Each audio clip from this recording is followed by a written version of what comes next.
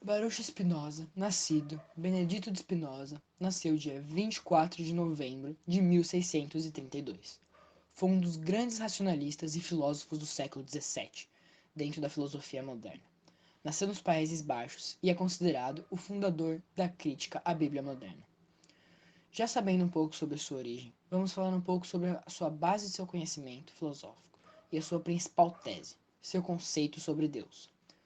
No livro 1 da Ética e no Tratado sobre a Religião e o Estado, ele fala sobre a sua concepção de um Deus, despersonalizado, contrariando a todas as formas de se imaginar um Deus como uma espécie de entidade oculta e transcendente, que age conforme os seus desígnios e a sua vontade suprema. Segundo a crença comumente aceita e bastante difundida, Spinoza ainda nos faz o alerta para o fato de que Deus fez todas as coisas em consideração do homem, e que criou o homem para que este lhe prestasse culto. Isto acontece porque todas as pessoas nascem ignorantes, e que todos desejam alcançar o que lhes é útil. Com efeito, a crença de Spinoza era baseada em que Deus e natureza são a mesma coisa. No pensamento de Spinoza, ainda há dois conceitos, considerados básicos e fundamentais, que representam suas ideias referentes a Deus, que são os de substância e modo. Agora, começando pelo modo, podemos o definir como sendo tudo aquilo que existe ou que possa e venha a existir, e que possui uma forma característica qualquer, que tem o formato da realidade. É o caso, por exemplo, de inúmeros fenômenos e de situações mais variadas presentes no nosso cotidiano. Agora, vamos falar sobre a substância. Ela não possui causa fora de si. Ela é a causa de si mesma. Ela é singular a ponto de não poder ser concebida por outra coisa que não ela mesma. Por ser causa de si, a substância é totalmente independente, livre de qualquer outra coisa, porque sua existência só precisa de si mesma, ou seja, a substância, para que o entendimento possa formar seu conceito, não precisa de conceito de outra coisa. Então chegamos à conclusão que a substância é infinita.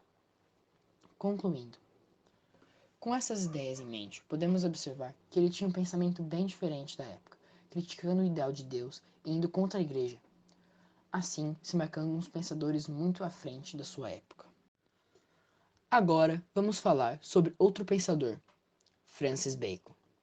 Francis Bacon, primeiro Visconde de Alban, também conhecido como Bacon de Verulamium, nascido em Londres, dia 22 de janeiro, foi um político, filósofo, cientista, ensaísta inglês, barão de Verulam e visconde de St. Alban. É considerado como fundador da ciência moderna. Agora que sabemos um pouco sobre sua vida, vamos falar sobre seus feitos para a ciência moderna e filosofia. O pensamento filosófico de Bacon representa a tentativa de realizar aquilo que ele mesmo chamou de Instauratio Magna, ou Grande Restauração, traduzido do latim. A realização desse plano era basicamente uma série de tratados que, partindo do estado em que se estava, a ciência da época acabaria por apresentar uma forma que teria que superar e substituir os pensamentos de Aristóteles. Esses tratados deveriam apresentar um modo específico de investigação dos fatos. Bacon desejava uma reforma completa no conhecimento mundial. A reforma do conhecimento é justificada em uma crítica à filosofia anterior, considerada não completa, por não apresentar nenhum resultado prático para a vida do ser humano. O conhecimento científico para Bacon tem por finalidade servir o homem e a dar-lhe facilidades na sua vida e poder sobre a natureza, assim se diferenciando da antiga forma de pensamento fundada por Aristóteles. Francis Bacon também separou e classificou as ciências conhecidas pelo homem. Bacon propõe e classificações da ciência em três grupos: poesia ou ciência da imaginação, a ciência que explora o lado criativo do ser humano e explora o pensamento artístico, história ou ciência da memória, a ciência que estuda o passado do ser humano e os seus feitos, filosofia ou ciência da razão, a ciência que estuda os pensamentos e os questionamentos do ser humano. A história é subdividida em natural e civil, e a filosofia é subdividida em filosofia da natureza e antropologia. Essa divisão foi muito importante para os estudos dessas ciências, que facilitou o entendimento delas, e até hoje é utilizado como base nas universidades. Essa pessoa, Francis Bacon, se mostrou muito importante para o nosso mundo, sendo um grande pensador e cientista, e sem ele nós não teríamos provavelmente boa parte do conhecimento que existe hoje na nossa sociedade.